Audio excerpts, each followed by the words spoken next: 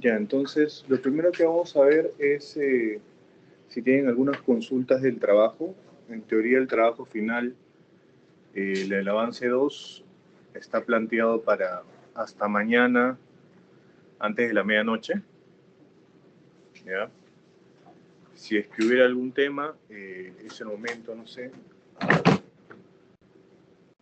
han podido avanzar, tienen consultas.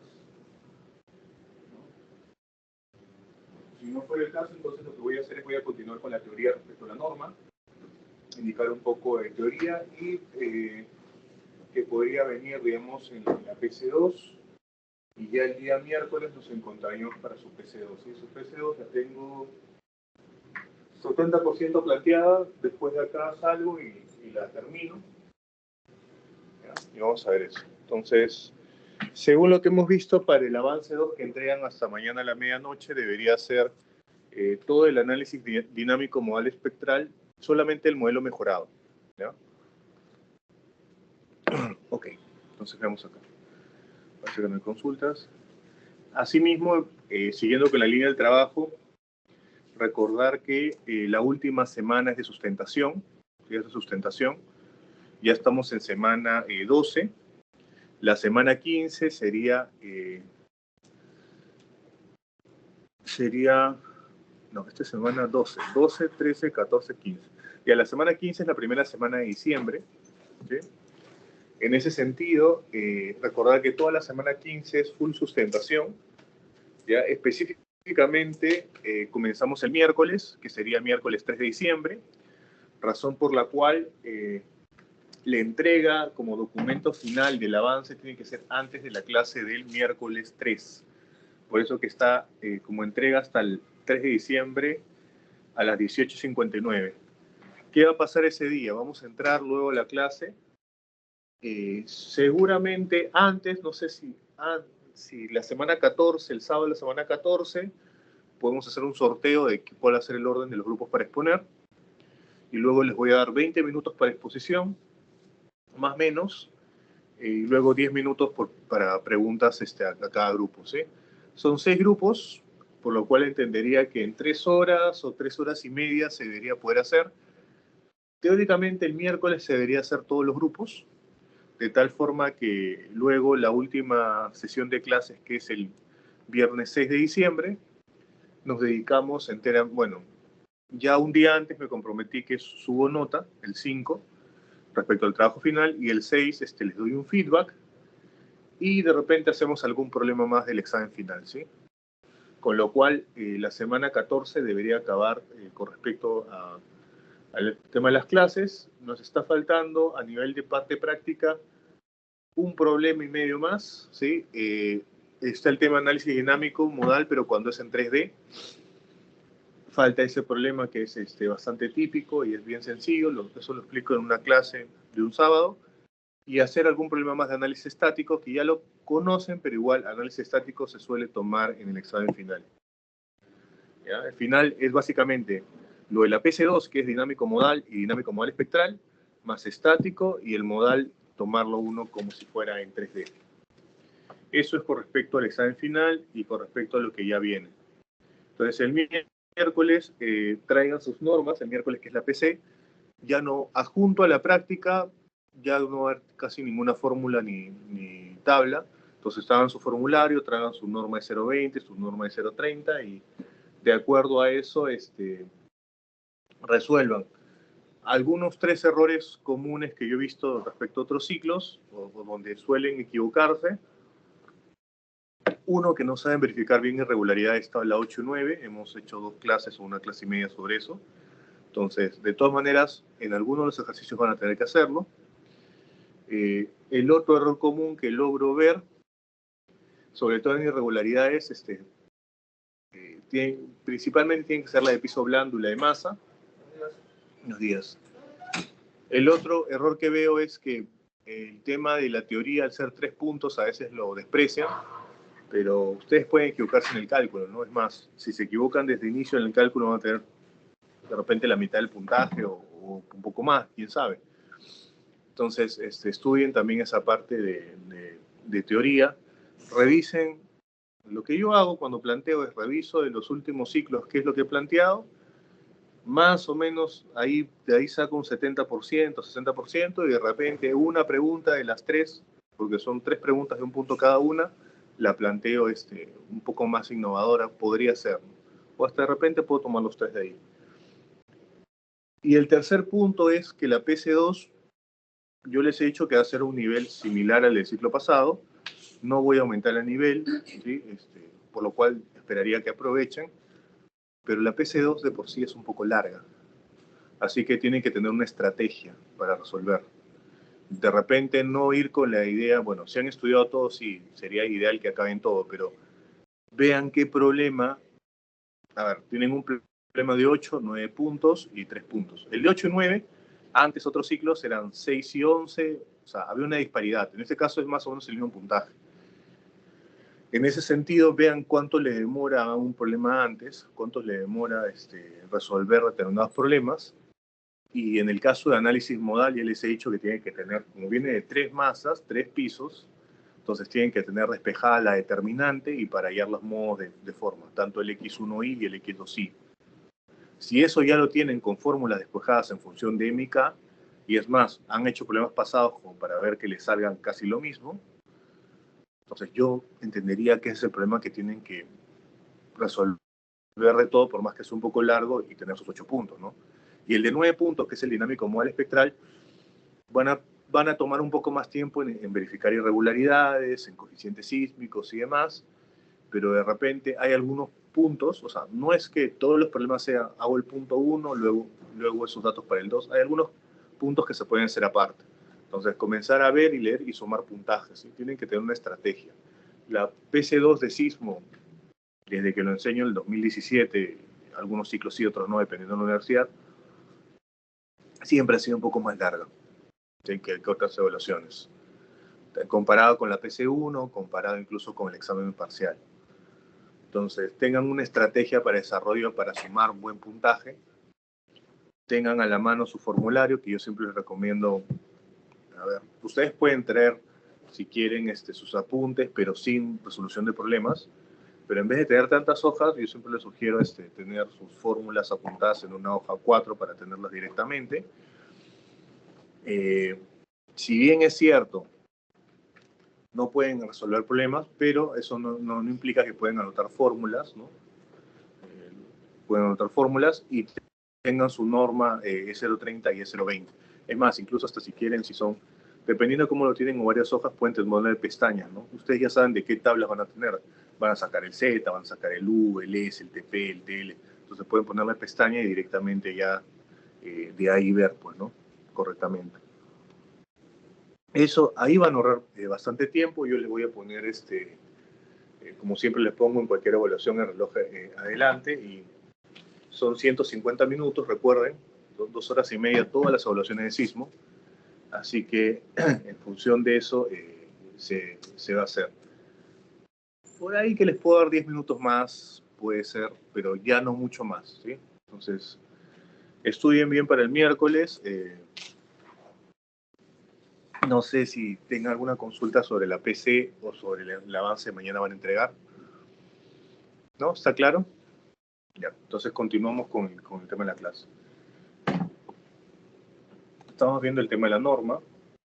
Y a propósito, estoy dejando el ejercicio parte práctica del examen final, que es el dinámico modal espectral en 3D, el cual nos va a permitir calcular aceleraciones angulares y momentos torsores para después del APC. ¿Sí? Eso lo entendería que lo haría el sábado, después que sí, aunque también tengo que dar un feedback del avance 2. ¿No? Vamos a ver cómo hacemos. Igual tenemos la semana 14 para matar, ahí tenemos 2.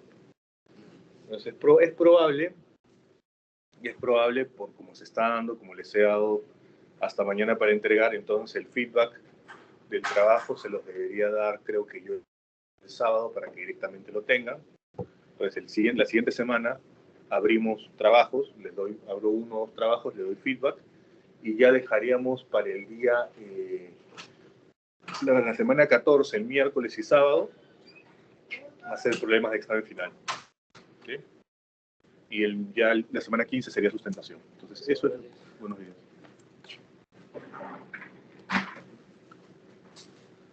A su favor, como les dije, la PC todavía está un 70%. Terminando acá lo tengo que plantear, no tengo mucho tiempo, así que mucho no voy a poder cambiar respecto al ciclo pasado, entendería. Vamos a ver. A veces las ideas para cambiarse se ocurren rápido, ¿no? A veces demoran y bueno. Entonces, de acuerdo a lo que hemos visto acá, sí, lo que hemos visto acá,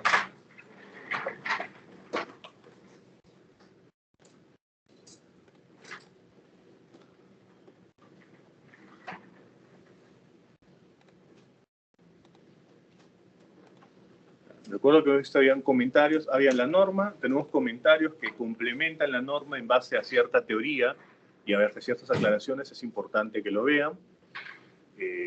Ya les dije yo que la semana 14, la última clase, o la segunda sesión de la semana 14 o la segunda sesión de la semana 15, dependiendo, podemos abrir el proyecto de la norma que ha sido presentado hace algunas semanas y ver, ¿no? Pero primero fijémonos de la parte local.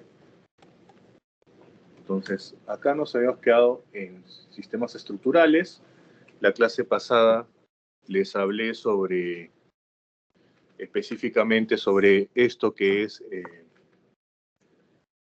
sistemas estructurales, el R sub 0, la regularidad. Recuerden que tienen que verificar R sub 0. Este R sub 0 también lo pueden verificar a través de rigideces, ¿sí? Entonces, esto de acá, que es que el muro o la columna se lleva 80% o 70% más en su evaluación práctica, como lo hemos visto en alguna clase, si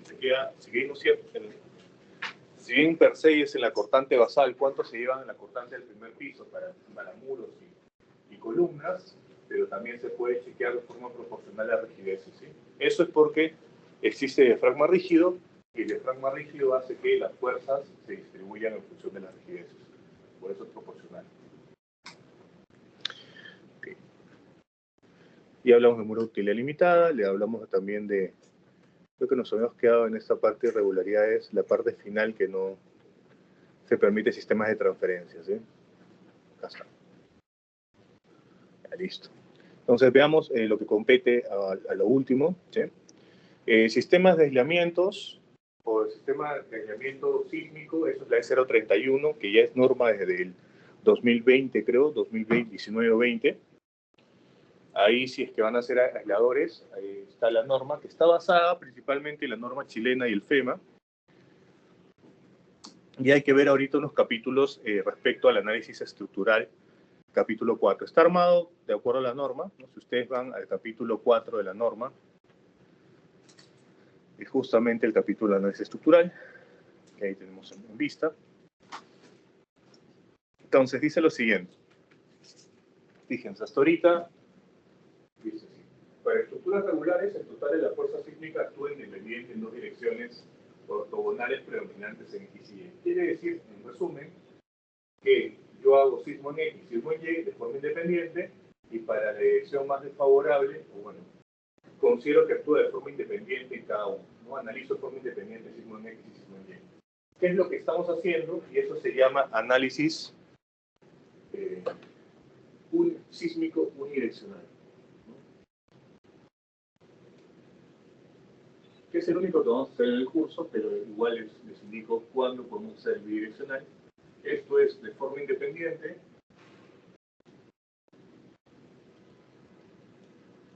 Sismo en X y sismo en Y.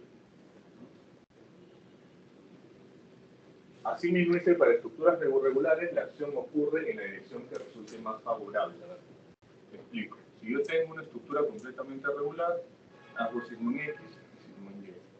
Cuando la estructura es irregular, porque ustedes saben que en realidad esto viene de forma conjunta, lo que dice es, hagamos una estructura completamente regular. Alguna vez en mi práctica, cuando estaba practicando, he visto estructuras regulares. En ese caso, lo que dice es que la acción ocurre en la dirección más favorable. O sea, ustedes podrían decir, mira, sismo en X y sismo en Y.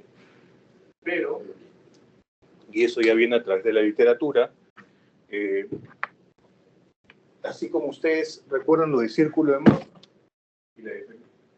Tengo esta estructura, pero ¿quién no me dice que en este sentido, si yo tengo un eje Y' y X', que pueda hacer en estos sentidos que sean más desfavorables?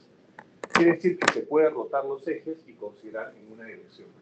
Es más, los libros, antes que existiera esta norma, la norma del 2003, de buena práctica a veces ponía esto. Cuando tenía una planta muy irregular, al menos a 45 grados, se hacían ejes inclinados y se veía que salía el valor de las derivas y el valor de los más importantes, ¿sí? Y de los cuatro que tenía X, Y, X' y Y', consideraba los más desfavorables, los ejes ortogonales más desfavorables.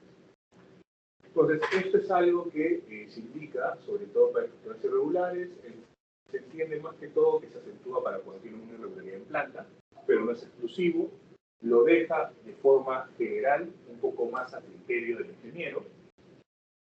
Acuérdense ustedes que las normas solamente son lineamientos mínimos, son requerimientos mínimos y que tiene que dar cierto espacio también para el criterio del ingeniero, ¿no? Dependiendo de cómo es mi planta, yo puedo hacer ejes rotados si es que considero que podría ser más desfavorable, ¿no?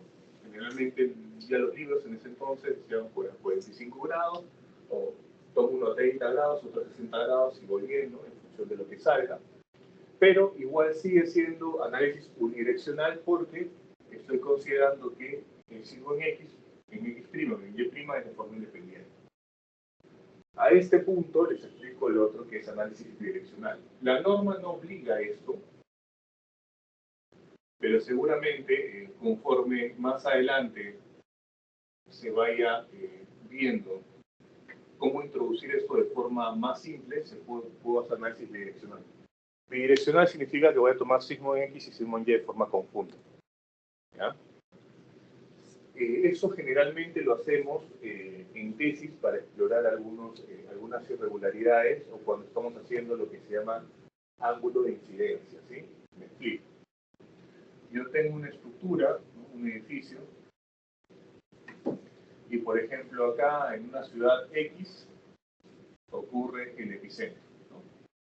Donde es el epicentro, luego a través de ondas, ¿no? Llega acá y comienza a vibrar la estructura. Entonces, lo que está diciendo en este sentido, y toma esta idea. Uno, el análisis bidireccional de forma conjunta toma el signo en X y el signo en Y, no los separa, de forma conjunta. Y luego lo que va a hacer es unir el epicentro con el centro de masa y de ahí voy a sacar esto que es un ángulo de incidencia. Ángulo de incidencia, porque depende pues si es que el sismo, en qué dirección respecto al epicentro viene el sismo, ¿no? Esto de análisis bidireccional se puede hacer. Generalmente cuando se hace en un análisis tiempo-historia. Estos son análisis tiempo-historia no lineal, que es de todos los análisis que hemos visto, estático, dinámico, tiempo-historia, los cuales pueden ser lineal o no lineal, son 6, es el que tiene más horas hombre y más horas máquinas. Correr un análisis tiempo-historia no lineal, dependiendo del modelo, podría ser tranquilamente 3, 4 horas, hasta un poco más, solamente correrlo por cada vez que se corra. Eso, si hasta alguno tiene o está buscando un tema de tesis, porque de repente recién va a ser tesis 1 el próximo ciclo, ya se han hecho 2 tesis en la Católica, una en la UNI, y yo he asesorado 2 respecto a esto, ¿no? Que es el efecto de bidireccionalidad sísmica y el ángulo de incidencia en estructuras irregulares, y ahí cuando lo he planteado acá, el primero ha sido una en irregularidad en torsión, otra en esquinas entrantes. ¿Y qué es lo que se hacía? Se tomaba una edificación y se tomaba varios modelos, ¿no? Una que tenga una torsión en condición normal, otra en condición extrema, otra incluso un poco más, y así variando. Y se trataba de sacar un factor, ¿no? La idea es hacer varias tesis más, el cual me permita ver en cuánto se amplifica. Porque miren, si yo hago análisis unidireccional y bidireccional, lo que tuvimos en la tesis es que en el bidireccional puede salir que sea 120 o 130% más de cortante o de deriva.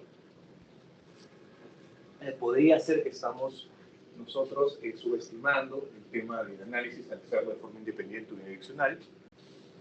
Pero como es tantas horas hombre y tantas horas máquina, hay que ver, pues, un procedimiento práctico y sencillo, pues somos ingenieros, hay que hacerlo práctico, y cuándo vale la pena invertir tanto esfuerzo en esto, ¿no? Por eso es que se comenzó a estudiar irregularidades, por ejemplo, se hizo, estoy seguro que se hizo en torsión, se ha hecho en espinas entrantes. Creo que las otras irregularidades no se ha probado esto. Y se hizo un análisis tiempo-historia no lineal del modelo base, y luego el resto es análisis tiempo-historia lineal por el tema de tiempo, ¿sí? Y el ángulo de incidencia se fue variando cada 10 o 15 grados para ver cómo varían y obteniendo. Eso, si mal no recuerdo, yo lo expuse, ha sido 2020 o 2021 que lo expuse incluso alguna vez en un congreso, pero ha sido en base a sus alumnos que se ha hecho eso. Eso debe haber sido tesis 1 y tesis 2 del 2018-19, por ahí.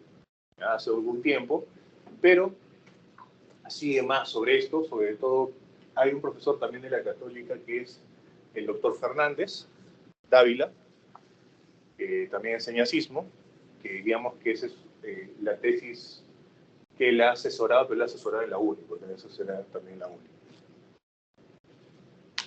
Yo lo he asesorado acá, si alguno tiene alguna, o está buscando alguna idea de tesis, por ahí puede haber mucho más todavía que estudiar. Es un campo todavía que faltan muchas tesis y muchos estudios para luego poder hallar un procedimiento en función a esas tesis y poder determinar cuánto vale la pena y poner eso como norma, ¿no? No va a ser evidentemente para todos los casos, pero habría que ver para qué casos vale la pena. No es muy complejo, teniendo en cuenta que ya se ha hecho 2 grupos antes, además todavía hemos mantenido contacto con sus tesistas. Hay que hacer, lo que hay que hacer es plantear un modelo base, ver en qué regularidades se va a hacer, plantear los 2 o 3 o 5 edificios diferentes, ¿no? En base a una planta. Y luego lo que les va a tomar más tiempo es saber hacer bien los análisis tiempo-historia. Pero si ya hacen uno, luego pueden replicar varios análisis más. ¿Cómo haría la validación de eso?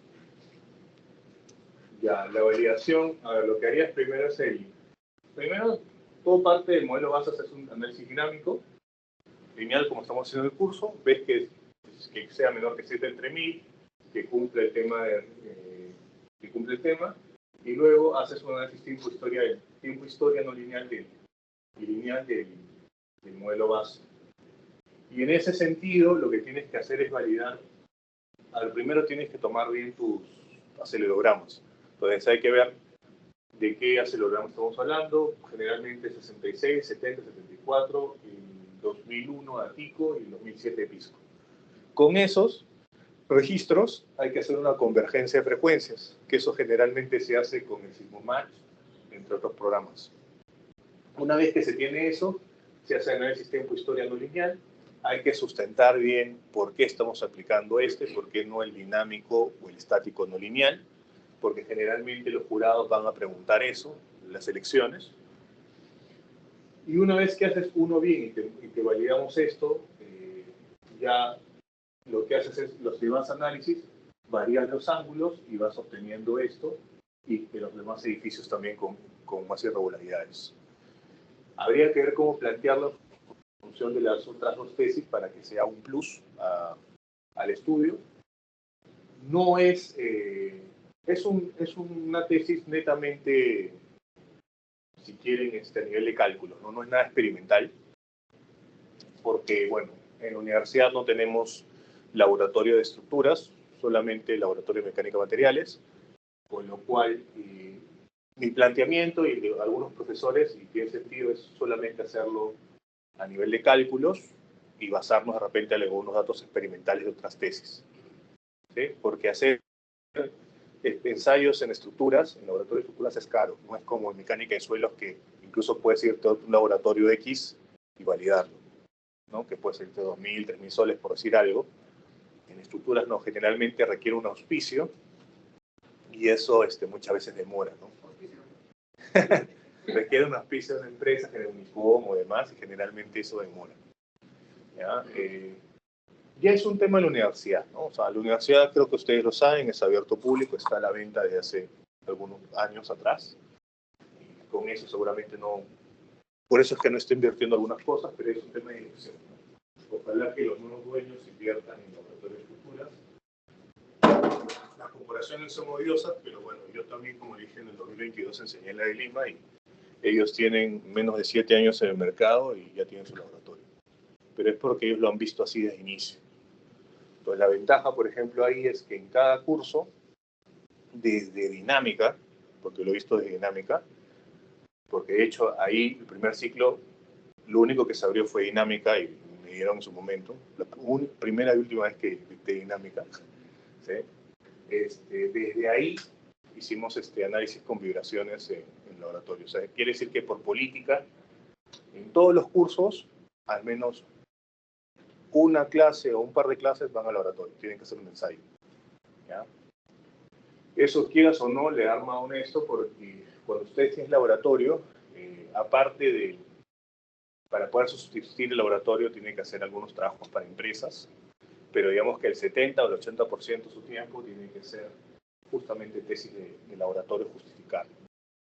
Entonces hay, quieras o no, ensayar pórticos o ensayar muros o otros sistemas constructivos le suman, ¿no? Sin que fuera siendo un laboratorio básico, pero seguramente va a crecer.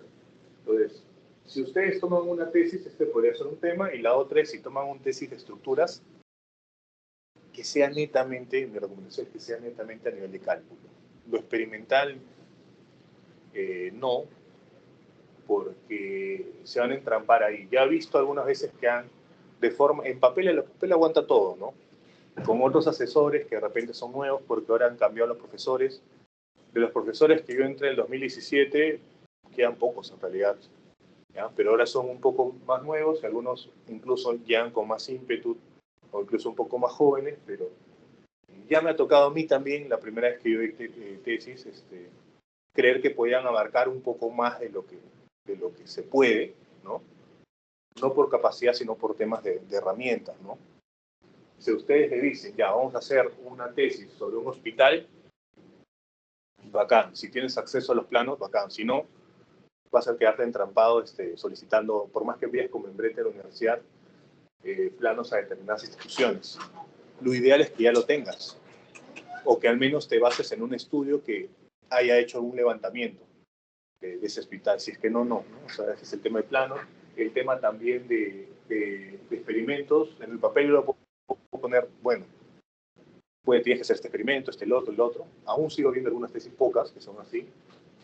No, en caso de esta universidad, y en general, tiene que ser más que todo a nivel de cálculos. Ya si la universidad tiene laboratorio propio y tiene cabida, digamos, porque tiene también un número de cupos para atender tesis, bacán. Generalmente eso nace cuando el profesor mismo, o tienen un profesor de investigación ahí, que en el caso del UPC lo tiene, pero no tiene laboratorio, y él, como se les mide por papers presentados por año, entonces generalmente propone los temas, hace los planes de estudio, o digamos, propone el plan de trabajo, y luego busca tesistas cuando ya está aprobado el plan de trabajo. Así es más fácil, ¿no? Esa es mi recomendación respecto a esto. Ahora, ese es bidireccional, ¿no? Luego, ¿qué dice la norma? Dice que para fuerza sísmica vertical, es decir, el sismo ustedes saben que viene en X, en Y y en Z. En Z lo pueden hacer, sin embargo, por el tema de nuestra sismología de la placa de Nazca y placa sudamericana, por ser borde en convección, no hay mucho tema de amplificación por el tema de sismo vertical, salvo cuando son elementos de grandes luces o elementos pretensados, sustentados o que tengan un voladizo bastante importante. Solamente en esos casos, sí la norma te obliga a que tienes que hacer fuerza sísmica vertical. En todos los demás casos puedes utilizarlo, pero vas a ver que el cálculo no es tan relevante. ¿Okay? Okay. Y en ese caso sí te dice que tienes que considerar que actúa de forma simultánea. Es decir, para ese caso también, solamente para ese caso se podría interpretar como direccionalidad. Respecto al análisis en sí, como hemos visto, tiene una distribución de masas y rigideces. Ya sabemos que el diafragma rígido, sabemos que tenemos traslación en X, traslación en Y, rotación en Z. Con masas concentradas, ¿sí? El modelo se puede utilizar el modelo tipo cortante, pero ya considerando el tema de rotación. ¿Qué pasa cuando no tenemos diafragmas rígidos? O sea, cuando tenemos diafragmas flexibles. Entonces, hay dos casos. Un primer caso, que es lo que generalmente se hace, se rigidiza el piso, ¿no? Recuerden que el diafragma es un sistema de losas y vigas. Cuando tiende a ser más flexible, uno puede ser por el material. Cuando tengo estos techos, que son estructuras ligerales, una forma de arrastrar, como ustedes habrán visto, se le colocan X acá. Esas X, que pueden ser varillas, pueden ser ángulos, lo que trata es de rigidizar ese diafragma. O de repente cuando tienen madera, ¿no? De madera de por sí no tiene mucho tema de diafragma rígido, pero también se trata de colocar o rigidizar esto. Entonces la buena práctica es, si la estructura o si mi sistema no es tan rígido, lo rigidizo, ¿ya? ¿Qué estructuras no son tan rígidas? Algunos por materiales, como puede ser la madera o metálico, con eso colocarles ajustes en ese sentido de la losa. O también podría ser pues, cuando tengo muchos vanos, ¿no? Mucho porcentaje de vanos o porcentaje de vacíos. Y otro cuando la planta es irregular, entonces tengo que regularizar. ¿Puede haber diafragmas rígidos de concreto? Sí, puede haber diafragmas rígidos de concreto. Generalmente ese es, digamos, un error común, ya por enseñanzas que nos dicen, bueno, el diafragma o el sistema de losas y vigas es de concreto, con lo cual asumo que el diafragma es rígido. No necesariamente. El ASI, en su capítulo 12, muestra cómo justamente verificar el diafragma rígido. Se calculan desplazamientos laterales y desplazamientos verticales y hay una fórmula para verificar el diafragma rígido. ¿Sí? Entonces, lo que yo les digo es, cuando tienen plantas un tanto irregulares o cuando tienen mucho porcentaje de vacíos, ¿no? Plantas regulares, como yo podría cuestionar que esto si tiene una garganta muy pequeña, es un diafragma rígido, entre otras. Entonces, van al capítulo 12 del ASI 318, ¿sí? el concreto, y ahí tiene cómo verificar el diafragma rígido, ¿no? Eso es, eso es. Si es que le saldría que el diafragma es flexible, ¿qué pasa? El diafragma flexible no solamente voy a tener 3 grados de libertad por piso, sino voy a tener muchos más. El cálculo es más complejo, se tiene que hacer incluso hasta incluso el etapa del SAP podría ser insuficiente, tendrían que ir a programas más avanzados a análisis estructural. Y eso generalmente lo voy a hacer para una evaluación de una estructura existente. Para una estructura nueva, la rigidizo, ¿no? Lo compatibilizo con el arquitecto y luego veo la forma de que el diafragma sea rígido, ¿ya?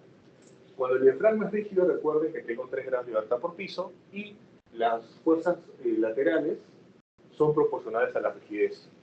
Si el diafragma fuera flexible, entonces en esos casos tengo mucho más grados de libertad, con lo cual el sistema es más complejo y tengo que ir a programas más avanzados de análisis estructural. Y a su vez, las fuerzas no son distribuidas de acuerdo a la rigidez, sino de acuerdo a las tributarias, como si fueran carga muerta o carga viva. ¿Sí? Por todo esto complejo, como les dije, el diafragma flexible solamente de forma práctica sería válido evaluarlo para un caso de tesis de repente posgrado, o hasta pregrado, se ha hecho algunas veces, evaluando esto, o para una evaluación de una estructura existente, que es importante que tenga eso. Pero para una estructura nueva, rigidizamos y no nos hacemos problemas, ¿sí? De forma práctica. Más adelante, de repente, con la inteligencia artificial o de repente, no sé, la computación cuántica, ¿no? De repente se tiene el nivel de procesamiento para ya hacer el diafragma flexible en menos tiempo, no en menos horas, y lo pueda calcular. Podría ser. Aún así, siempre va a estar el tema de validarlo, como dices. O sea, tú puedes tener nivel de software, pero no vas a creer a ciegas, ¿no? Tienes que tener, por algo ustedes estudian análisis estructural, o en concreto, fórmulas para poder manualmente verificar lo que sale del programa, ¿no?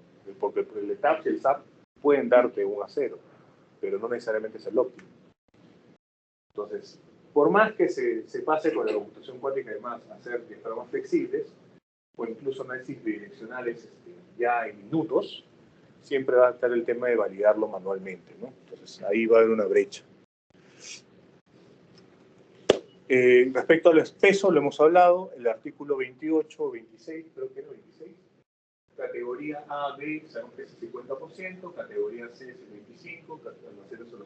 Este es para el peso sísmico, que ya lo sabemos. Recuerden que en la evaluación del miércoles, yo les voy a dar directamente qué uso es, ¿no? Por ejemplo, museo. Y ustedes van al E020, sacan sobrecarga, van al E030, ven mi categoría es y ven mi porcentaje. Ya no va a ser como en la PC1 o en el examen parcial que yo les daba los porcentajes y qué sobrecarga. ¿No? Justamente lo que trata de evaluar, o uno de los objetivos de evaluar la PC2 es que sepan aplicar normas. Así que traigan su norma, la E030 y la E020. Los procedimientos de análisis, el análisis estático de fuerzas equivalentes, el análisis dinámico modal espectral. A ver, mencionamos algunas diferencias que seguramente eso también ha sido tema de teoría en la PC2, ¿no? El análisis estático, como hemos dicho, tiene ciertas limitaciones porque generalmente son para estructuras regulares hasta cierto nivel, que está en la norma específicamente cuando se puede aplicar análisis estático.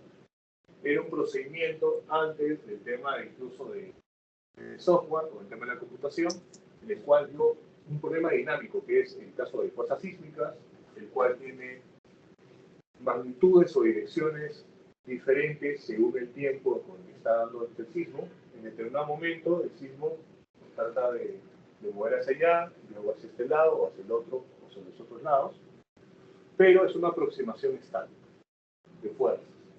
¿Qué es lo que hacíamos ahí? Primero topamos nuestros coeficientes sísmicos y calculamos una cortante en la base. Y esa cortante en la base la distribuimos en altura.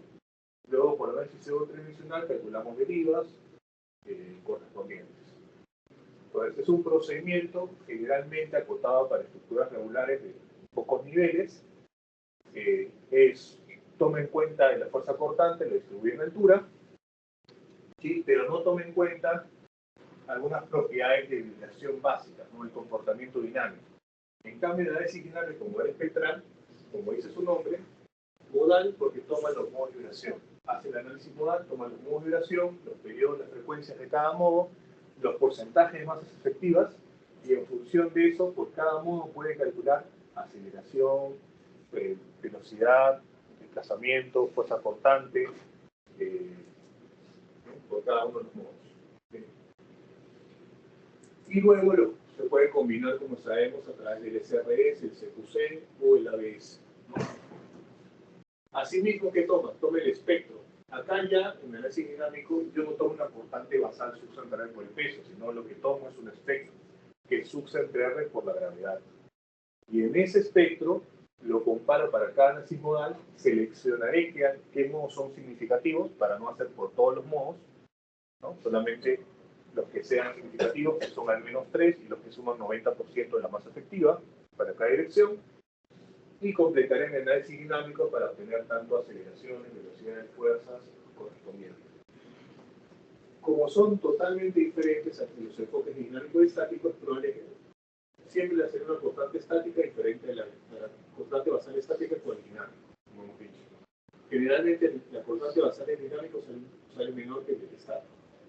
Pero lo hemos visto, y ya hablamos otra clase, que hay un factor de amplificación, ¿no? Esos son los dos procedimientos bien detallados. ¿Cuál es el tercero? El análisis tiempo-historia. El análisis tiempo-historia, su nombre completo sería análisis tiempo-historia modal. ¿Sí? Tiempo-historia modal. Al igual que el dinámico, el análisis tiempo-historia toma el análisis modal. Los modos de vibración, tal cual hemos visto. Pero a diferencia de tomar el espectro, toma acelerogramas. Por eso es tiempo-historia. ¿Cuál es la ventaja del análisis tiempo-historia? Respecto al dinámico, el dinámico solamente me da los valores máximos que ocurrieron en ese lapso de tiempo del terremoto del sismo. En cambio, el tiempo-historia me puede dar fuerzas, velocidades,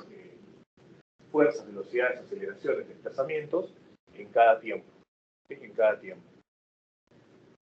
Eso es el análisis tiempo-historia. Ahora, si estos tres lo hago lineal, es básicamente que estoy haciendo el análisis elástico. ¿No? Lineal elástico. Si es no lineal, estoy ya viendo el análisis no lineal o inelástico. ¿Cuál es la ventaja del no lineal? Y hay que decirlo porque esto generalmente, a veces las tesis hacen, al menos el estático no lineal, ¿sí? Es que en el no lineal me puede dar el mecanismo de falla. Quiere decir que yo puedo ver cómo a través de la fuerza se va rotulando, se va generando rótulas plásticas en vigas y en columnas. Y yo justamente lo que quiero es que primero se rotulen las vigas antes que las columnas. Entonces, para que ocurra lo que sabemos que es viga débil, columna fuerte. Y lo otro que también es que yo puedo verificar desempeño sísmico. Cuando hago un análisis no lineal, cuando hago análisis lineal, sea estático, dinámico o tiempo historia, los desplazamientos los tengo que multiplicar por 0,75R o 0,85R para convertirlos en elásticos. Pero en el no lineal, yo directamente hallo los desplazamientos inelásticos. Así que ahí yo puedo directamente ver cuál es el desempeño sísmico que pueda tener, ¿no? Cuál es el desempeño en función de la curva de capacidad, y eso me va a permitir también asimismo hacer procedimientos, sí, son más precisos, pero hay que ver justamente cuándo vale la pena utilizar el análisis no lineal. Entonces, la norma solamente especifica el lineal. Si ustedes quieren ver el no lineal un poco más especificado en norma, tendrían que ir al FEMA, ¿sí? Al FEMA, de la norma americana.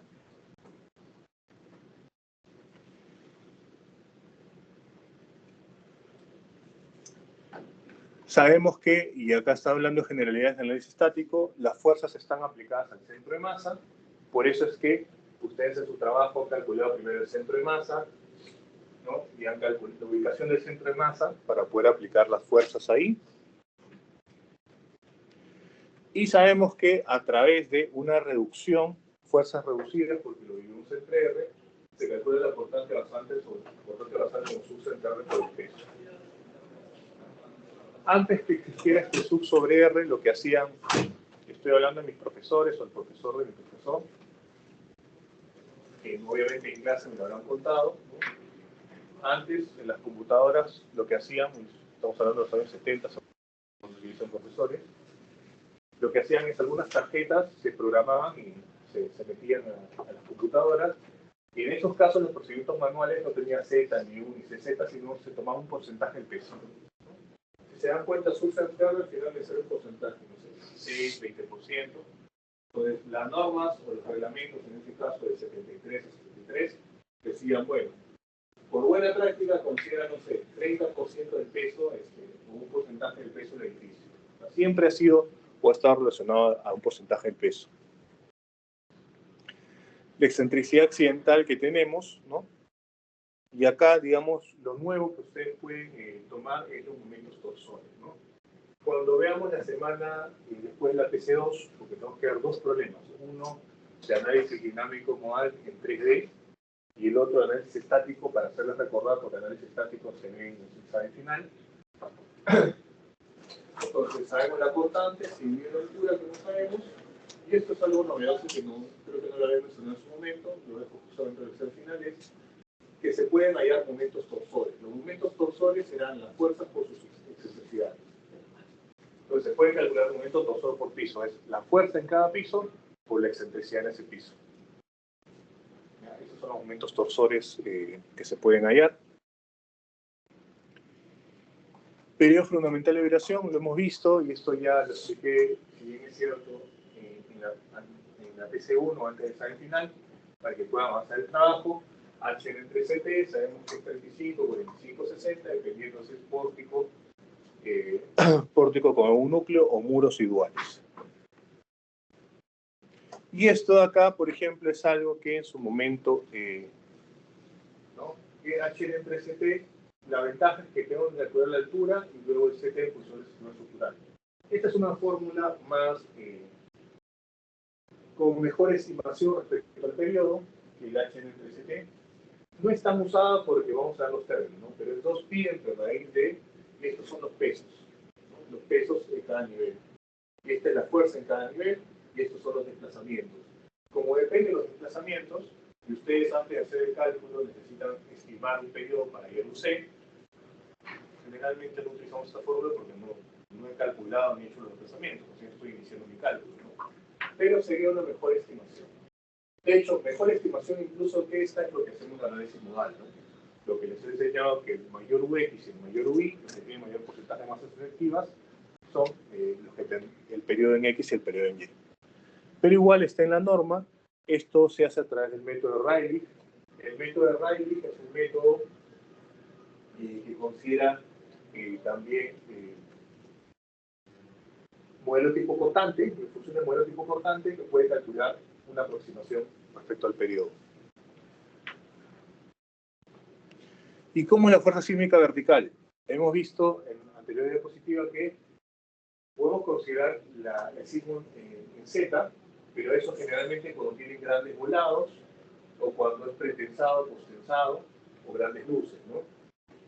En ese caso, la fuerza vertical se estima de la siguiente manera. Fíjense que la fuerza vertical no se reduce entre R. Es ZUS por el peso. 2/3 de ZUS por el peso.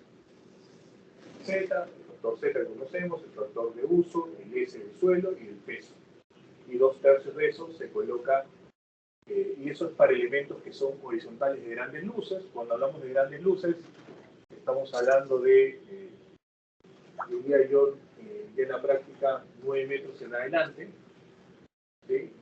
O que tienen grandes volados, y con esas luces de 9 metros, 12 metros hacia adelante para edificaciones, generalmente se suelen construir con pretensado o postensado. Esto requiere, es el único caso en el cual requiere, la norma nos obliga a hacer el análisis vertical, sísmico vertical, en serio. En todos los demás casos lo pueden utilizar, pero no va a salir relevante la fuerza. ¿Ya? Entonces, a ver, consulta, ¿por qué acá no lo multiplico por C? Recuerden que ese es un coeficiente de amplificación sísmico. Y lo que hago es, era Z, 0.8 por Z en la roca, ¿no? Luego se lo multiplicaba por S para llevarlo al nivel de nivel 0, y luego por C para llevarlo a nivel de cuánto se mueve el edificio. Si estoy haciendo un análisis sísmico vertical, entonces no necesito llevar la aceleración de aquí para acá, simplemente estoy analizando esto como un todo verticalmente. Por eso es que no se lo multiplica por Z. ¿Ya? Y el R generalmente lo dividía, y el R depende básicamente de la sobreresistencia y la utilidad, ¿no? Son factores de seguridad relacionados a eso. En el caso de la fuerza sísmica vertical, producto que esto es, si quieren ustedes, tienen un menor estado del arte, no me voy a jugar con tener factor de seguridad, mejor tomo la fuerza como tal, no la reduzco. ¿Okay? En cambio, en sismo horizontal, en X o en Y, si tengo relativamente estudio o expertise, tengo una sobreresistencia y una utilidad adecuada, pues por eso es que sí lo divido entre R, ¿no? Como ideas. Entonces, por ejemplo, acá tienen algunos edificios que están planteados, ¿no? El edificio alfa de 10 pisos en la costa S1, por ejemplo, solamente para que recuerden, esto sería geométrica vertical, es un edificio escalonado, ¿no?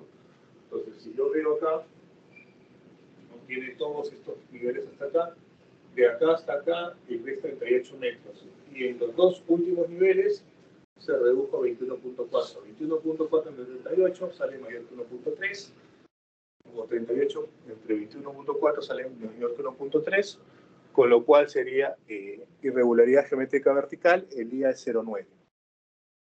¿Ya?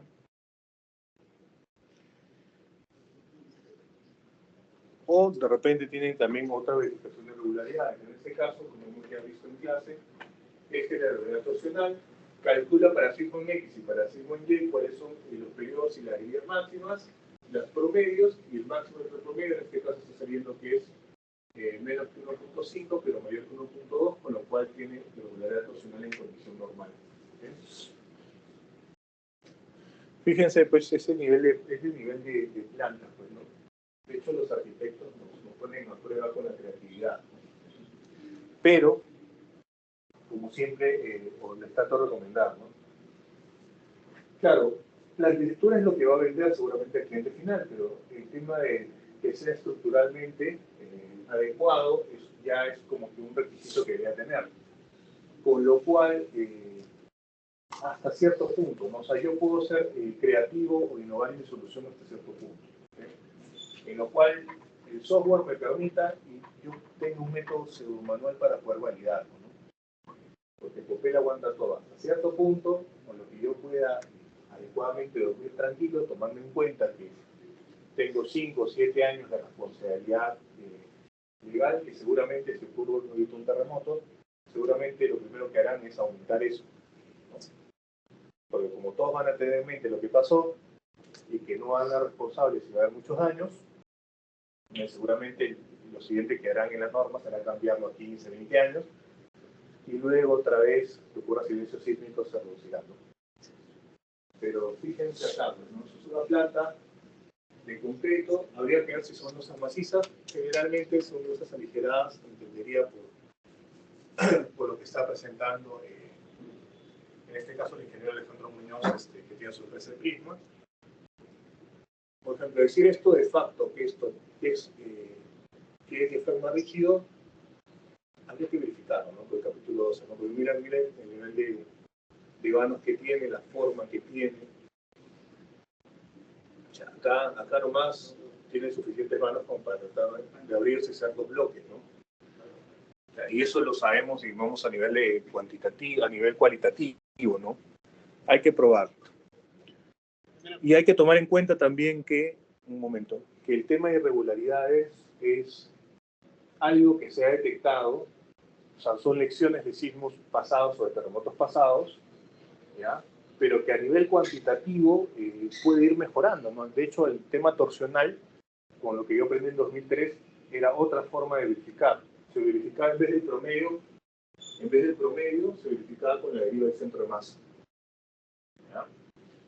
Esta es una nueva, y es más, alguna vez hemos hecho tesis en el 2020, creo 19, en el cual hemos visto otras normas, y otras normas, aparte de ver esta verificación con derivas, sino también restringen la excentricidad, que es justamente el centro de masa con el centro de rigidez. Esa distancia del centro de masa al centro de rigidez también se tiene que restringir, porque también es un factor que indica torsión. Lo sabemos a nivel cualitativo, pero esto es algo que puede ir mejorando. Hay algunas líneas grises, ¿no? Como puede ser que de repente esto por el número de vanos, tú digas, bueno, no tienes continuidad de tramo, no es más del 50% el porcentaje de vacío que el área total, ¿no?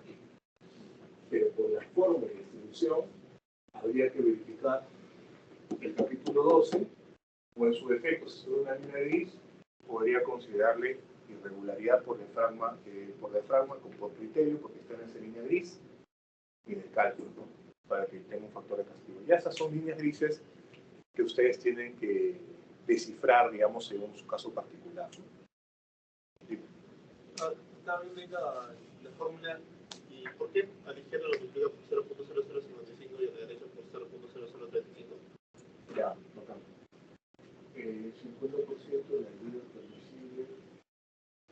Esto es la deriva permisible. La deriva permisible, 50% de la deriva permisible, acá debería ser igual. 50% de 7 entre 1000 es 0.035. No falta un igual. No se importa. No falta un igual. No, es más, ni siquiera tiene por un tema de texto que se equivoca. Y de forma análoga acá, esto también debe ser igual, pero es un tema de texto. ¿Ya? Si bien esto, bueno, este ingeniero que ha sido profesor también expone, pero muchas de estas diapositivas la mandan a hacer las asistentes. Y a veces no la revisan. De hecho, hemos visto eso de que indicaba mayor valor de IA o IP, que les dije en las clases pasadas, que en realidad es el menor valor. Y la norma dice el menor valor, ¿no? Si yo tengo más irregularidades, es un menor valor. Acá, por ejemplo, lo que está indicando es qué pasa si yo lo hago con la norma del 2006, en realidad 2003, porque en 2006 salió algunas modificaciones menores, con la del 2016, que digamos que es casi la del 2018 actual, ¿no? Entonces, por ejemplo, al nivel del R, ¿no? Cuando yo aprendí en la norma tal cual, en la norma actual, o 2016 en adelante, si ese edificio tiene irregularidad en altura, que era 0,9, fijé la explosión 0,75, entonces IA por IP por R sub 0 sale 0,67%, ¿no? 0,67 R sub 0. En la norma que yo aprendí en 2003, que estaba publicada, no tenías IA y T, simplemente era, si era irregular, era 0,75 R sub 0. A todo le ponían 0,75. Por eso es que digo, fíjense cómo luego, y seguramente de acá a unos 10 años o lo que fuera el tiempo, van a ir cambiando esa forma de verificar. Entonces, si el edificio ha sido diseñado con la norma del 2003 o 2006 antes, versus 2016, quiere decir que en la norma del 2016 tengo un 25% más de cortante, porque recuerden que ese R va en el denominador. Si el R es menor, aumenta la cortante. Obviamente las normas no son retroactivas, quiere decir que si ustedes están evaluando un edificio, una estructuración existente, tienen que evaluarlo con la norma con la que fue construida, y también habría que hacer un análisis con la norma actual para indicar, pues, si es que cumple ambas o cumple una que debería cumplir que cuando no fue construida, pero no la otra, ¿no? Si no cumple ambas, significa que de inicio ha estado mal diseñado, mal concepto, y habría que indicar esto, sobre todo para justificar los costos de la reparación o reforzamiento, si es que se va a ampliar o se va a hacer algo diferente. Pero si yo veo que ha sido bien diseñado con la norma que estuvo en su momento, pero con la norma actual no cumple, habría que hacerle esa aclaración, ¿no? Pero como en este caso, con la norma actual tiene un 25% más de cortante. Acá tienen otro edificio, por ejemplo el Beta, de 8 pisos en Costa. Bueno, esta empresa, que es el caso de Prisma, que es el ingeniero Muñoz, tiene cierta particularidad, pues, en su momento, o cuando estaba colocando eso, de aceptar plantas bastante regulares, ¿sí? Lo que pueden ver acá. Entonces, por ejemplo, esto, si es que lo voy a hacer así, no lo voy a hacer como solo un bloque, porque lo ideal sería hacer 4 bloques o al menos 2 bloques, y esta zona de acá solo losa maciza esto y esto acá para reforzar la garganta que nos rompa por acá. Tiene 18 pisos, el suelo es C2, verifico acá las irregularidades en altura, no le salió ninguna, con lo cual el I es 1, y en el IP les está saliendo acá el tema de 33.75 y 4.1, les está saliendo una irregularidad planta 0.85, con lo cual acá, por ejemplo, de forma análoga, ¿no? En la anterior decía que era 25% para un caso particular. Acá es al revés. El IA y el IP sale 0.85R, y en la norma del 2003, como les dije, si encontraba yo una irregularidad, cualquiera sea 0.85 por R. Entonces acá es al revés. La norma del 2006 está teniendo un 13% más que la otra. Entonces, para algunos casos puede ser que la cortante se aumente respecto a la norma anterior que la otra, pero siempre es bueno, o como recomendación, que ustedes puedan verificar una versión existente con la norma que fue construida. Puede ser que seguramente también tendrán que tener su archivo de normas pasadas, no solamente la actual, ¿sí? Y también la norma actual, ¿no?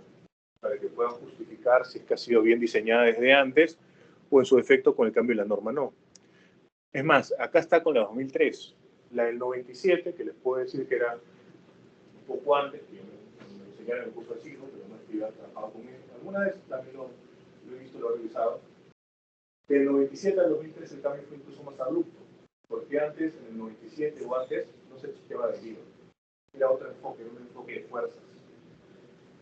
Tú tenías una fuerza y tenías que soportarla de acuerdo a la resistencia de la rigidez.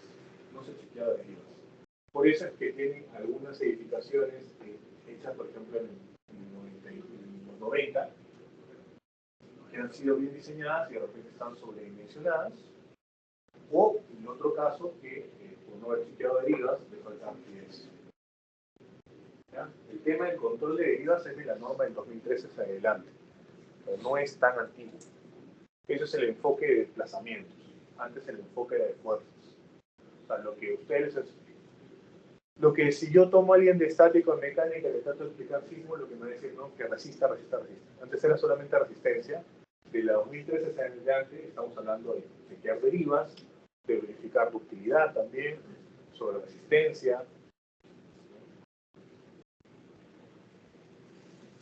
Son muestras. Es más, seguramente alguna vez se van a encontrar en su práctica con algún ingeniero bastante mayor, ¿no? Y va a tener algunas formas de verificar manualmente el tema de análisis sísmico, ¿no? Por ejemplo, esto incluso yo lo vi en la norma, ¿no? O sea, en algún trabajo. Entonces, lo que hacían antes, por ejemplo, para las fuerzas, para distribuir las fuerzas, antes que tuviera esas fuerzas que lo distribuían en función del peso y la altura, consideraban como si fuera una distribución triangular. Son unos métodos manuales que utilizaban incluso más antiguos, que también pueden servirles para verificar, dependiendo pues qué tanto cambia el enfoque, ¿no? Modos de vibración, lo hemos visto, análisis dinámico modal espectral, y es lo que vamos a hablar en la PC. Tiene n grados de libertad, tiene n modos. Lógicamente, cada modo de vibración, lo he repetido, es una posibilidad matemática de cómo va a vibrar la estructura, pero hay algunos modos que son un poco, si quieren, entre comillas, desquiciados, ¿no? O sea, tienen menos probabilidad de formarse así, ¿no? El porcentaje más efectiva indicará pues qué tan importante es ese modo. Y acá están, por ejemplo, el L cuadrado entre M, que es masas efectivas. En el caso, si hacemos análisis dinámico, de sísmico horizontal en X o Y, sucede entre R por G, pero si estamos considerando análisis de sísmico vertical, para el caso de los grandes volados o postensados, entonces ahí voy a tomar 2/3 de sub entre R por G. Esto es un poco menos, 2/3 de eso. También se toma un espectro para el análisis de sismo vertical, si fuera el caso. Y acá lo que hace es comparar con la norma anterior. Generalmente ahora que se ha presentado el proyecto de norma, ¿no? ¿Qué es lo que va a pasar? En estos meses se va a discutir, ¿no? Algunos ingenieros observarán, verán sus observaciones, lo revisarán, y de repente puede ser que en marzo se apruebe como ley, ¿no? Por decir una fecha, podría ser. O de repente en julio, quién sabe cuánto demora. Pero ya es un avance que haya un proyecto y que el proyecto de norma haya sido publicado. Porque, por ejemplo, en la norma de concreto ya ha habido proyectos de norma que se han filtrado, pero que no se han publicado para discusión pública, o sea, no ha llegado a eso. Y generalmente van a ver luego que se publica, lo que van a hacer es en los colegios de ingenieros, incluso acá en las universidades, se lanzan charlas respecto a las modificaciones. Todos los ingenieros asistiremos a una charla para ver qué es lo que se ha modificado, los puntos, pero si ustedes logran entender bien lo que es la norma o el espíritu de la norma actual, actualizarse mucho más rápido. ¿Sí? Mucho más rápido. Y las presentaciones que ustedes van a ver justamente van como en este caso, ¿no? En este caso está comparando la del 2006 con 2016, pero ya la que sale sería comparar la del 2016 o 18 versus la del 2026. ¿No? Cómo me está saliendo el nivel de cortante, las irregularidades, cómo se están obteniendo. Veamos, todavía no he leído la norma, no me da eso, pero veamos si es que el R, ahora separa dos R's, ¿no? Dos R sub 0, un R sub 0 de utilidad y otro de sobre resistencia, como hay en Chile, de repente, quién sabe, nos sorprende, pero hacia ahí va a ir, ¿no? Entonces, por ejemplo, acá toma algunos edificios, el alfa y el beta que hemos visto, ¿no? Y los R que están obteniendo. Y acá los espectros. Fíjense que el espectro, en un caso tengo que la norma en 2016 tiene un espectro mayor y en el otro caso está por debajo. ¿No? Va a depender de cada caso. Y esto principalmente porque le dije antes, se toma irregular, cualquier irregularidad como 0.75R. De acuerdo a esto, luego lo que hicimos es criterios de combinación, ¿no? Dijimos SRS, ABC, que es la suma de valores absolutos, SRS, que es la raíz de la suma de los cuadrados, o CQC, o la norma también, que es el 25% de absolutos más 75% la de SRS.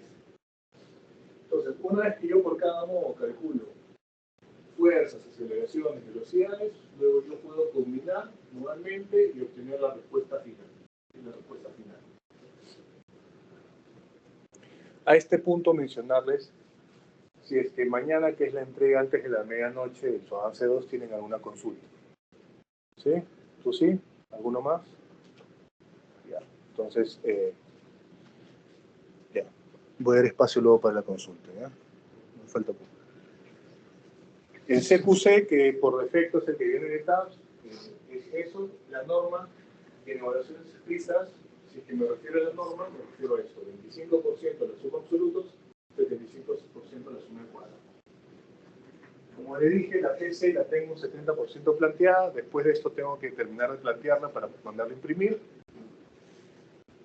No tengo mucho tiempo, así que seguramente uno de los cambios que puedo hacer, se me ocurre así pensando en voz alta, es: si la vez pasada pedí, no sé, calcular por así cortantes con ABS, ahora lo hago con SRC. Puedo cambiar las ideas modales, ¿no? Para ver si es que saben. El SRC era raíz de los resultados al cuadrado. SR es la raíz y la suma de los cuadrados.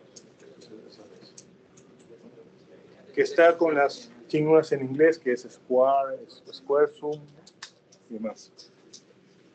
Y uno, con respecto a la parte de teoría, más o menos, que tal vez no exactamente, pero qué temas en general, porque son tantos temas. Ya. A ver, hemos visto espectros. Si ustedes revisan las PC de ciclos pasados, cómo obtener espectros es una pregunta clave que podría repetirse. Cómo hacer las combinaciones modales, qué más puede ser. Diferencias entre análisis estático y dinámico, generalmente creo que eso se ha preguntado. Puedo hablarles sobre irregularidades, ¿no? Cómo defina, por ejemplo, no sé, o le pongo una foto, ¿no? Como en el parcial, ¿no? ¿A qué irregularidad se refiere la foto y cómo se verifica según norma? Podría ser algo así. De ese corte, lo que hemos visto del parcial hacia adelante, que básicamente es espectros, el tema modal, ya varios grados de libertad, irregularidades. Obviamente la pregunta que le diré, como ustedes están con la norma, tendría que ser algo que no esté escrito per se en la norma, porque si no es buscarlo y responderlo, ¿no? Trataré de esforzarme para que ¿Qué? 70% está. Entonces me falta cambiar un 30% de datos y otras cosas. No lo puedo hacer sismo porque tengo que antes hacer unos cálculos antes. No es como que en mecánica que agarro. Ayer hice la de mecánica. Tomo otro ciclo, le cambio longitudes, le cambio cargas, le agrego un momento y ya está, ¿no? Lo hice un lado diferente. El análisis modal, por ejemplo, si tienen que dar los tres modos, los tengo que resolver antes. Porque tengo que asegurarme que todas las raíces salgan positivas. Y que, más o menos con respecto a la PC del ciclo anterior, bueno, la que está revisando ahorita, ¿qué tantas modificaciones hay? Les he dicho que está a un nivel de dificultad similar al del ciclo anterior.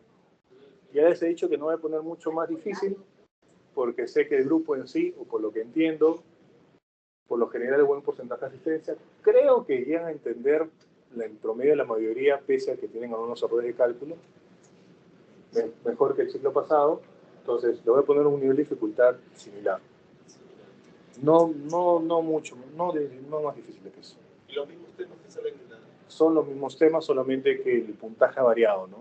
O sea, la teoría ahora es 3 puntos y el modal es 8 puntos. Antes el modal era 6 puntos y el otro valía creo que 11 puntos. ¿No significa que el modelo va a ser más difícil, no? Simplemente el puntaje, ¿no? No, solamente el puntaje. Tiene sentido que el modal vale más porque era largo, claro. Ahora lo han corregido, me parece que tiene más sentido. ¿Qué? Sí, modal 3 pisos.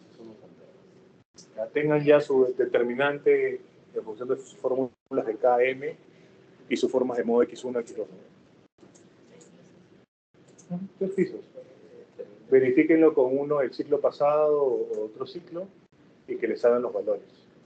Pero si se van a poner a hacer la determinante ahí o a despejar el álgebra, yo les digo que de mi experiencia, un 20% lo resuelve bien, el 70% no termina, y si ya no tienes bien tus lambdas, ya tienes 8 puntos menos, o de repente 3 puntos de 8, no sé. Ya te tendría que evaluar procedimiento, porque a nivel de cálculo no. Y eso ya te limita, ¿no? Yo entiendo que la mayoría está buscando una nota bien, una nota alta, entonces le dije que hay 3 cosas, ¿no?, que yo pensaría. Uno, tienen que hacer de todas maneras un ejercicio antes, o sea, 1 o 2 veces antes para ver que sepan hacer todo y qué tiempo se demora, ¿no? 2, tienen que verificar irregularidades. Muchas veces, o siempre, hay unos 10 o 20% de alumnos que no verifica bien eso, y ya está tomando, no sabe verificar irregularidades, ¿no? O el R sub 0. Y lo otro es que tienen que tener una estrategia. Entonces, Sismo siempre, la PC2 ha sido un poco más larga que otras evaluaciones, incluso que el examen final. Entonces, con lo cual, tengan una estrategia para saber por dónde van a comenzar, cuánto se demoran ir calculando el tiempo, ¿no? Han habido 20, pero no muchos, históricamente. Sí han habido 20. 12, 5 años. Hay otros con 20. Claro. Ha habido 20. Gracias. Sí, nadie dice. Es más, él llegó en verano. Y en verano, como era el único salón que tenía Sismo, que solamente había en Monterrey en ese entonces era un profesor que era yo. Es más, creo que yo creo que sus pruebas incluso fueron un poco más largas. Tuvieron un poco más de tiempo, porque era verano. Cuando hay más secciones ya tengo que coordinar se estandariza todo más, ¿no? Pero bueno, ahí está. Entonces, de acuerdo a lo que vamos viendo, veamos de una vez tu consulta. Sí.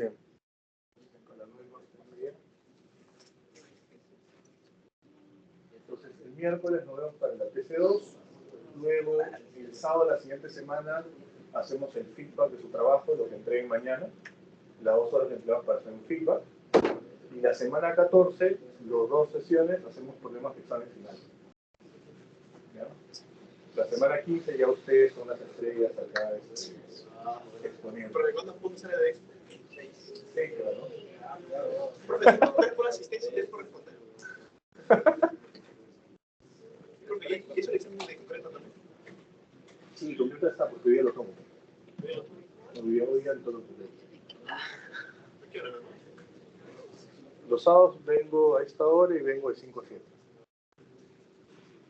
Por todo un amigo que está ahí me dijo, profe, que hablaba despacito. El caso del concreto es un caso bien particular, ¿no?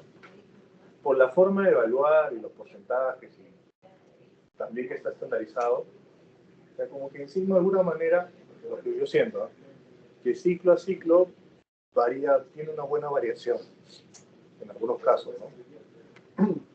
Y el profesor, por lo menos el coordinador, trata de complementar. O sea, si comparamos ahora lo que enseñamos en el 2017-2018, yo le diría que ahora hay unas diapositivas un poco más completas y algunos temas que antes, algunos profesores tomaban y otros no. Pero concreto sí no tiene mucha variación. Entonces, en concreto, en la PC2 de hoy día sí está al nivel que les he enseñado, pero está un poco más difícil que la del ciclo pasado. No. Está bien. El sismo ya como está, el ciclo pasado, como dije, el 50% no lo aprobamos. Depende de ustedes. Y aquí, profe, más o menos cuánto, sí, con fe, subió 60, ¿no? No sé cuánto será. ¿Qué? Sí. Va a ser igual que... O sea, ya la indicación para todo el ciclo es los exámenes finales y parciales lo plantea el profesor, pero siempre hay una estructura, ¿no? O sea, como al final yo primero le envío mi borrador al coordinador, eso pasa en todos los cursos de estructuras, ¿no?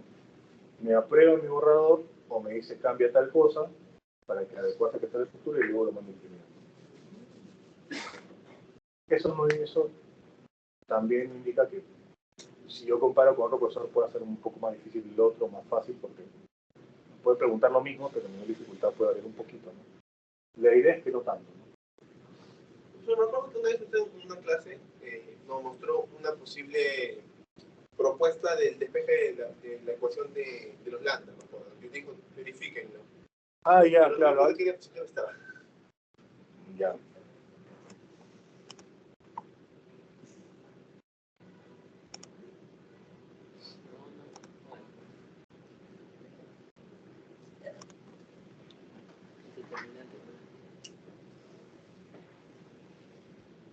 Ah, falta ver también junta sísmica, ¿no? Me está faltando los problemas y la junta sísmica. Ya. Eso está... Pero me acuerdo que lo iba a verificar y luego no me acordaba dónde estaba.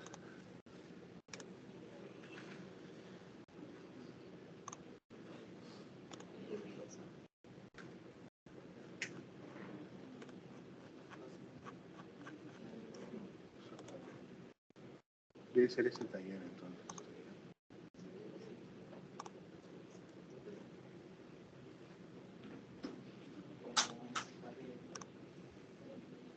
Acá está.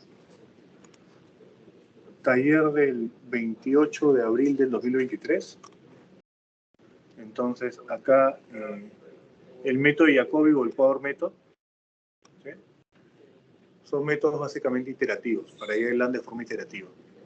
El ETAPS o cualquier programa lo va a hacer de esta forma porque computacionalmente iterar lo hacen en segundos, pues, ¿no?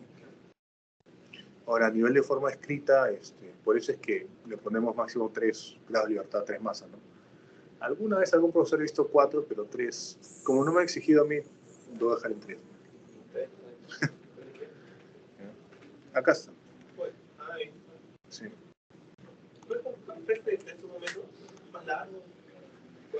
Son iterativos, ¿no? O sea, a nivel de ecuaciones, si tú tienes una ecuación cuadrática, tú puedes resolver las raíces por X, ¿no? Despejando la raíz y demás la fórmula. O podrías comenzar a iterar X y viendo si es que te sale. Entonces, esto lo hace de forma iterativa en los lambdas. Es básicamente eso. ¿Sí? Esta diapositiva o estos métodos iterativos no los voy a evaluar en el examen final ni en la PC2 porque es un complemento. Pero si lo quieren aplicar en el trabajo, pueden aplicarlo. ¿Ya estás ahí? Sí. Ya, entonces, dejo de compartir. Voy a poner para que presentes y comparte tu pantalla.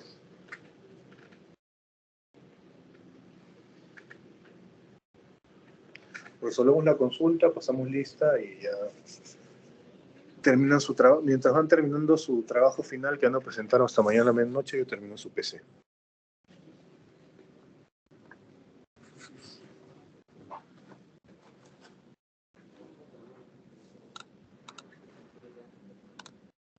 A ver.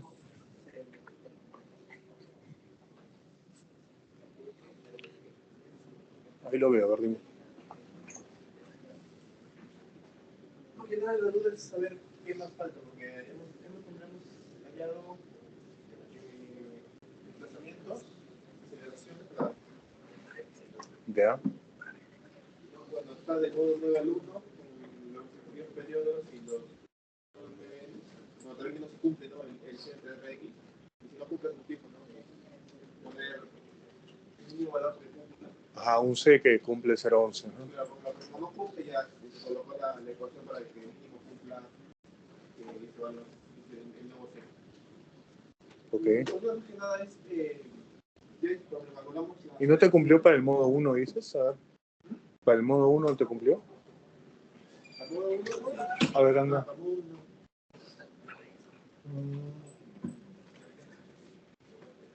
¿Te sale 3 segundos de periodo? ¿No es mucho? ¿Esto lo estás saliendo de tabs o es lo que te sale de ahí de...?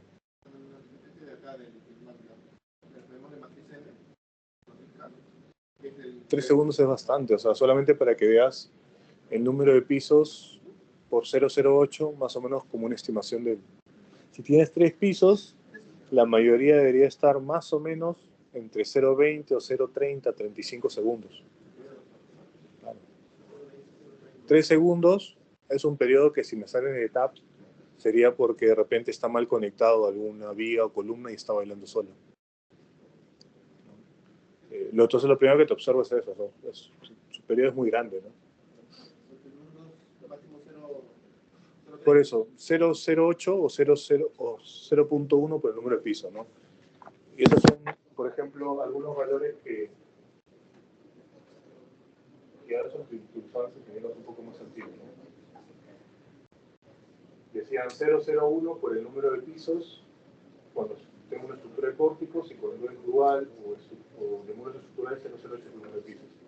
Si fuera así, 0,08, y ya estamos hablando del modelo mejorado, ¿no? el que cumple derivas.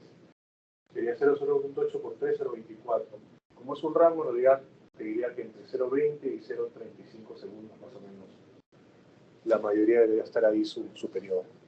3 segundos es un montón. Es casi 10 veces más de lo que se espera. Revisa eso, ¿no? Luego, Creo que en el anterior no te salía así, o si no lo vimos. lo que hacíamos, lo que vamos a necesitar sin J. El J puede ser que. El J no se parte sin J. Aparte del lambda. Ese es J por M, ¿no? Ajá. Pero. Ah, tú has actualizado el J porque anteriormente no lo tenías, creo, ¿no? Ya. Tu inercia en X y tu inercia en Y has sumado. Sí, y X y Y. Acá está el caso del J. Lo que va a hacer que vamos a utilizar el CAP, por ejemplo. Y te pones el piso 1. Ajá. Y eso ya está en escala, ¿no? O sea, con las longitudes que te salen, no estás tomando lo de la planta. O sea, lo has dibujado. No. Te estás haciendo ahí primero el centroide. Ya lo has colocado el centroide en 0, 0. Y con eso te está saliendo el J alone. Inercia, ¿dónde está? Inercia en X y inercia en Z. Ok, y eso te está saliendo en metros a la 4, imagino. Todo esto en metros. Bueno, habría que revisar esa parte, ¿no? A ver, solamente para que estimes, si tú vas a libros, se puede mostrar, por ejemplo, si esta es la planta A y esta es la planta B, calculando así también haciendo el J como la inercia en X y la inercia en Y, para el caso de una sección rectangular, creo que el J sale como A al cuadrado más B al cuadrado sobre 2. Podrías ayudarlo con eso para ver si es que te sale. ¿Cuál sería porque la dimensión es el B más la dimensión más ancha y ya la dimensión más ancha? Da lo mismo, porque al final es el cuadrado más el cuadrado entre 2, ¿no? Para verificar. Entonces, lo que yo haría en ese caso, vería si con eso, y planteando me sale lo mismo, si es que no, también podrías tú, a la planta que es así, ¿no? La planta que es más o menos así, encerrarlo con un rectángulo y ver lo que sale, ¿no? Para ver qué tan diferente es lo que me está saliendo el J. Aquí claramente es un tema del J, ¿no? Porque las masas, ya lo vimos, estaban bien, las rigideces también, el J de alguna otra manera está haciendo que esos valores aumenten demasiado. Y si es que no, también, así como te digo en la sección rectangular, podrías colocar muchos test en el OneDrive. Tienen evaluaciones pasadas, pero también tienen libros. Y hay un libro que es de dinámica estructural, que si mal no recuerdo es del PAS, el libro del PAS. Y ahí tienen un capítulo de sistema de análisis tridimensional en el cual explica un poco más el J, ¿sí? Entre otros libros de dinámica estructural que hay. Entonces, esa parte es clave. En el análisis formal que te salgan los periodos del ETAPS similar a los que te salgan del periodo de acá. ¿Okay? Listo. ¿Qué más? Ya.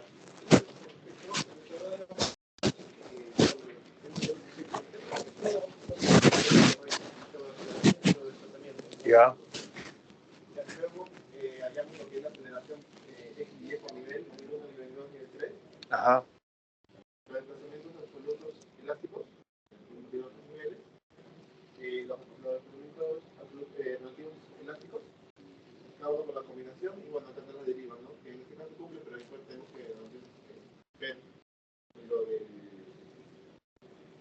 el periodo, que es muy diferente. Y hemos hallado lo que es las fuerzas, también en Fx y Fy, tanto de los tres niveles, y la constante también de los tres niveles, cada uno con la combinación SRS. Pero después de eso, ¿hay algo más detrás de eso?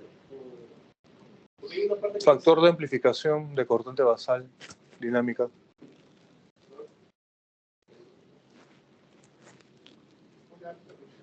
Amplificación de cortante basal dinámica. ¿cómo queda esa parte? O sea, hay la cortante basal estática, la cortante basal del dinámico, y comparas, ¿no? Esto es justamente lo que también... A ver.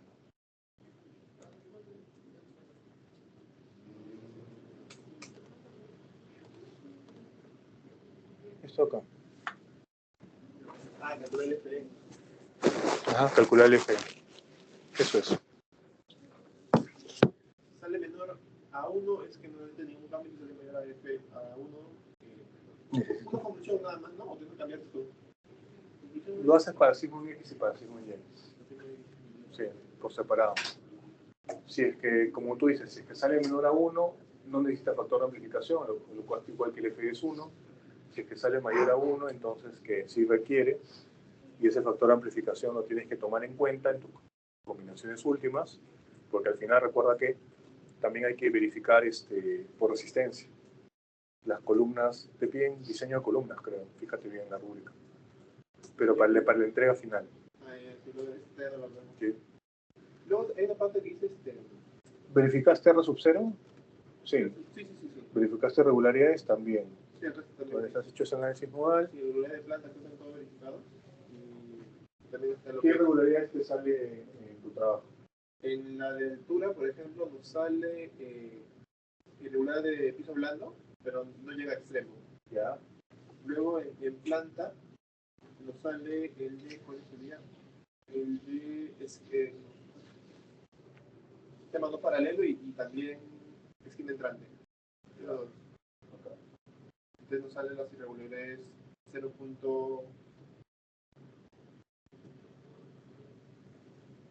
Y la deriva has visto que si te pasa menos que 7 entre 1000. Sí, pero nos falta como Bastante como la foto porque seguramente acá está volando, se está pasando. Por eso. Sí, pero la deriva vamos a hacer uno de ahí sí cumple. ¿El ETAPS has comparado lo que te sale? También te falta la comparación. Sí, la comparación. Puedes comparar los modos de dilación, o sea, los periodos que te salen con las masas efectivas, de la tabla que hemos visto de UX, UI. Puedes comparar las fuerzas que estás hallando, los desplazamientos, las derivas, ¿no? Por nivel. Sí. Ya. Okay. Y aparte de eso, o sea, ya simplemente serían esos aceleración de deriva fuerza importante. Sí. Y nada más. Pero en tu caso, como cálculo es J. O sea, como te digo, si yo veo eso, el periodo de 3 segundos es demasiado. Pero a nivel de calcular es eso. Sí. Y luego lo que nos faltaría es ya lo que nos notaba. Ajá. Sí. Y más que nada es que queríamos saber qué más. Ya. Como le digo, esto no es norma, pero es una idea, ¿no? Si es 0.08 por el número de pisos, eso da 0.24 segundos. Yo le digo, para bueno mejorado. Podría ser que uno tenga más rígido, entonces podría ser que esté entre 0.18, pero pinta 0.35 para el número. En esos valores, ¿no? Y la deriva, como les dije, tiene que ser menor que 7 entre 1000, está entre 5 o 6 entre 1000, que es un rango óptimo, menos, es decir, 4 entre 1000 o 3 entre 1000 es muy rígido, y no es óptimo. Antes de hacer la corrección de ese uno que nos sale 0.006. 6. Ya, bueno, o sea, puede ser, o sea, lo que pasa es que ya el periodo, lo que pasa es que puede ser que te haya salido 3 segundos, pero ese 3 segundos tenga un porcentaje más efectivo no tan importante. Tiene 10. Eso no está influyendo demasiado en tu cálculo final de deriva. Eso te está ayudando, digamos. Si tus 3 segundos hubiera sido pues, el 90%, sí te hubiera salido pues, mucho más distante. Pero nos sale así, por ejemplo. El pisado sale 18, 22, 8, 23. Estamos tomando estos de acá. El que mayor aporta es el el modo 4, el 23.58. Igualmente en el Y también, el mismo modo, el 32.59. Y el modo 4 también. Habría que ver, o sea, cómo está definido, como te dije, y esto no es norma, pero es una buena práctica, ¿no? O sea, no solamente toman los 3 y los que suben el 90%, sino que el modo más relevante, que en este caso sería el 23, y en este caso el 32, deberían tener al menos 40%. Es una buena práctica, para que esté bien definido el modelo. Si es que te está saliendo menos, es porque la estructura es muy irregular, pero yo lo dudaría, ¿no? O sea, habría que ver o revisar el cálculo.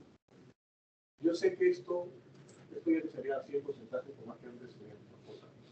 No sé si esto es un problema de J o que está arrastrando algunos valores que no deberían ser. Pero da que pensar que sea así. Que mínimo 40. O sea, como mínimo 40 es, o sea, en un caso real, como mínimo 40 como una buena práctica para que esté bien definido. Vamos a ver si es 4. ¿Tu planta cómo era? ¿El mejorado? Allá. Tú eras las L, creo, ¿no? Sí, no era tan... 4L, creo, ¿no? Sí, no, intentamos hacerlo lo más regular posible. Era... Era, bueno, no quitamos este porte donde era el modelo base, era una L aquí, otra L acá, esto también de diagonal, porque solo está en el primer nivel de esa placa, donde no desaparece. Acá otra L, y acá una L. La solución me parece correcta. Y luego acá también está lo mismo, simplemente desaparece este de aquí. Las masas ya en el anterior avance viste que salían parecidos al TAP, ¿no? Sí, las masas sí, Entonces, pero esto trae también. esto es una J. Ahí vamos a verificar el potencial. El problema de J Es por rigidez, como segundo punto. Por rigidez creo que en el análisis estático, el TAP, si estaría parecido. nos salía lejano, pero era porque una puerta fallaba. Pero lo corrigieron. Sí. Y ya sale más cercano. Entonces, revisen eso. ¿No más consultas? ¿No? Por más que estén haciendo dos alumnos diferentes o tres alumnos diferentes, el tema de etapas y el cálculo manual, también coordinen para ver si les sale diferente cuál es el tema, ¿no? Ya, pasamos lista.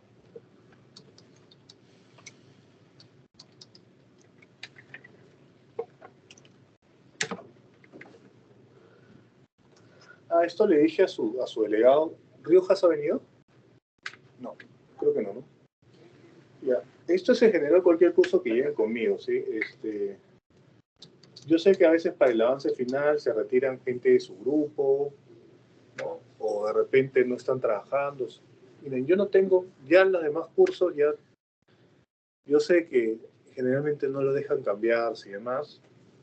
Estamos hablando del penúltimo ciclo. Si yo voy a actuar, porque esto me está pasando en 3 o 4 grupos en concreto, como si fuera el jefe de la guardería, o sea, ustedes tienen libertad para cambiarse de grupo con tal que al grupo anterior les avisen para que no lo dejen colgado, ¿no? Y el grupo nuevo esté de acuerdo. Evidentemente, si se cambian de grupo, yo voy a tener que calificar los avances respecto al grupo del pasado y la nueva entrega respecto a lo que están dando, ¿no? Entonces, yo no tengo problemas que se cambie de grupo en ese sentido, ¿ya? Y si es que en todo caso se han retirado todos de tu grupo y no te aceptan de otro grupo, entonces termínalo solo. La responsabilidad es individual, ¿no? Los grupos son de 5. Sí. Todos los demás grupos son de 5 y se queda uno solito. Igual por excepción uno de 6, porque se está uniendo. Sí, por excepción podría ser de 6. Pero no de 7 ni de 8, de 6. ¿No? Así, eso obviamente no se los digo al inicio de la semana porque lo que haría es fomentar la desunión. Pero sí, siempre que lleguen conmigo en las últimas semanas y pase eso, les voy a decir, o sea, si es que requieren cambios, siempre y cuando estén informados, ¿sí? Porque ya pasa que me habla el otro alumno que no trabaja, luego el otro alumno que no trabaja me habla que el otro no trabaja. Yo que voy a estar en eso. No, es culpa propia, ¿no? coordinen entre ustedes, pongan una carátula de porcentaje que ha trabajado cada uno y firme cada uno y ya está, ¿no? Claro. Alarcón, Lozano, Alarcón Subieta, Barzola, Calle, Chávez, Córdoba. Y ahí pueden ver que algunos han retirado. Bueno, creo que estos ya estaban desde el inicio, ¿no? El tema de matrícula. Girón, Guerrero, Larios, León, Llanos, Lozano. Ah, sí, León está. Llanos, no. Lozano, no. Martínez, tampoco. Matos, Mori, está Mori. Orihuela, Paucar, Paz, Pellegrín, Riojas, Rojas,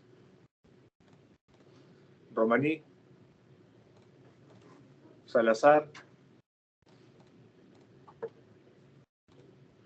Sotomayor, Vázquez, Velázquez, Villanca, John, Ceballos,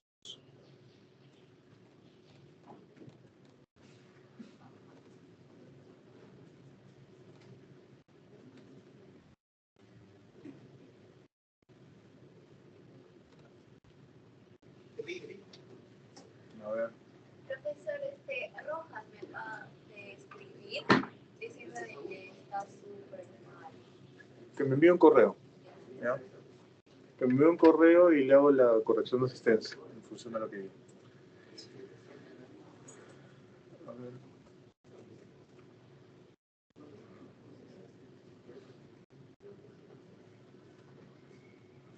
$20%, ¿no? 24%, Orihuela. Creo que Orihuela ya.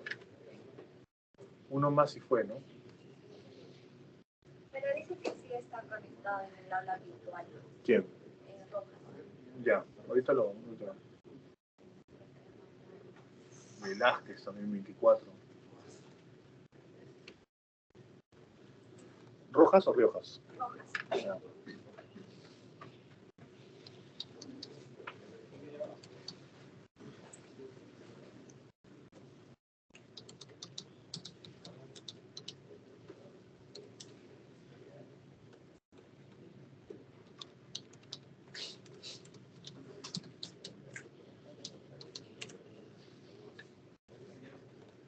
Sí.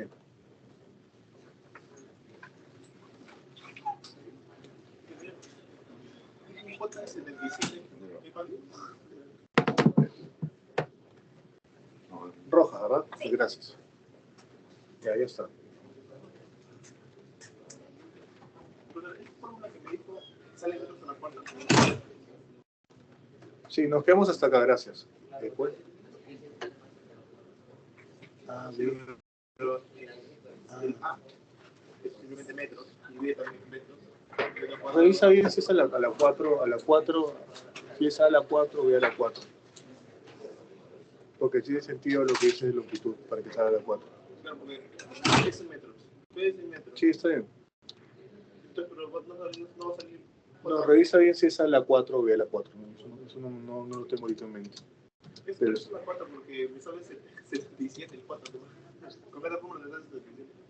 Revisa, puede ser que sea en vez del cuadrado a la 4.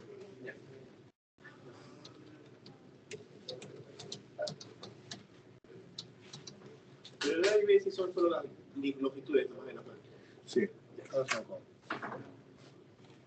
Nos quedamos hasta acá, gracias. Sí, claro. Sí, ahorita. Ahí está.